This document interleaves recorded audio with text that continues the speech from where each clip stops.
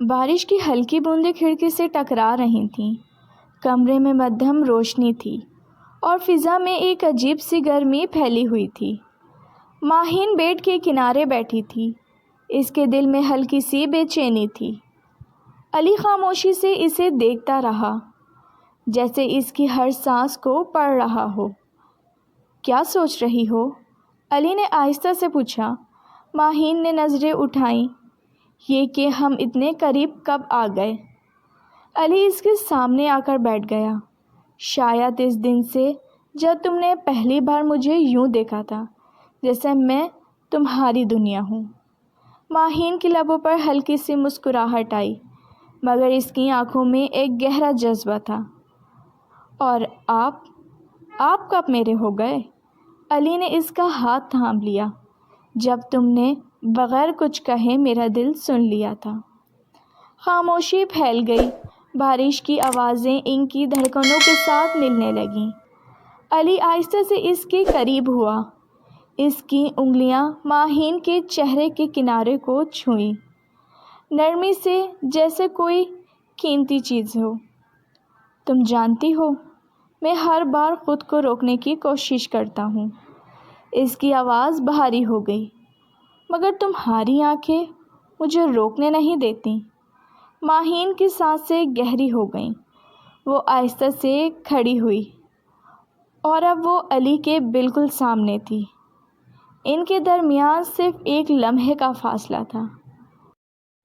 علی نے اس کے گال پر اپنی انگلیاں پھیرتے ہوئے کہا، اگر میں تمہیں ہمیشہ کے لیے اپنے قریب رکھنا چاہوں تو؟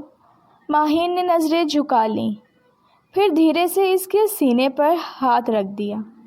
تو شاید میں خود کو کبھی آپ سے دور نہ کر سکوں۔ علی نے اسے اپنی باہوں میں لے لیا، اس بار وہ زیادہ شدت کے ساتھ۔ ماہین کا وجود اس کے وجود سے لگا ہوا تھا، جیسے دو دھڑکنیں ایک ہی جسم میں بس گئی ہوں۔ بارش تیز ہو گئی۔ کمرے کی فضا گرم ہو گئی۔ علی نے اس کے بالوں میں ہاتھ پھیرا، اس کی پیشانی پر ایک گہرا بوسہ دیا، پھر اس کے قریب ہو کر سرگوشی کی۔ تم صرف میری خواہش نہیں ہو، تم میری کمزوری بھی ہو۔ ماہین نے آنکھیں بند کر لیں۔